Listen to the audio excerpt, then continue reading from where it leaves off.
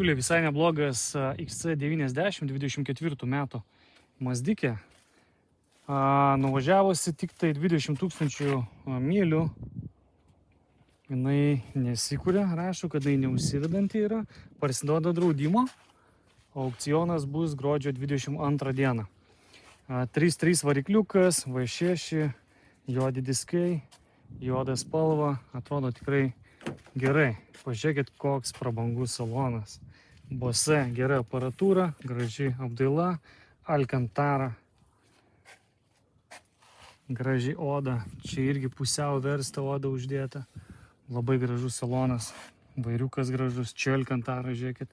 Viskas labai gražiai išdirbta.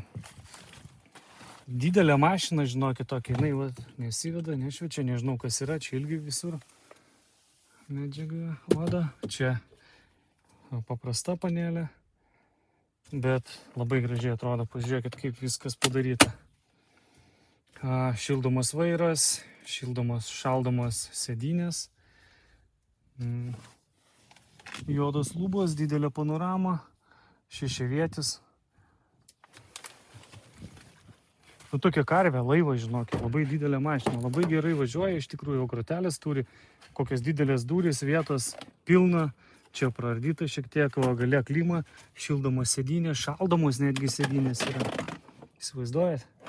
Pasidėti kavytėj dėkliukai, dėtuvės, pakrovėjai ir gale pasisėdėti dar sėdynės. Tikrai gerai atrodintis automobilis, yra gavęs į galinę dalį, dangtis, bamperis, turi netgi kablį.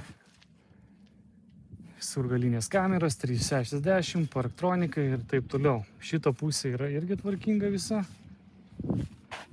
Pažeidimų neturi. 24 metai, kaip bebūtų. Salonas tai karališkas. Labai gražus.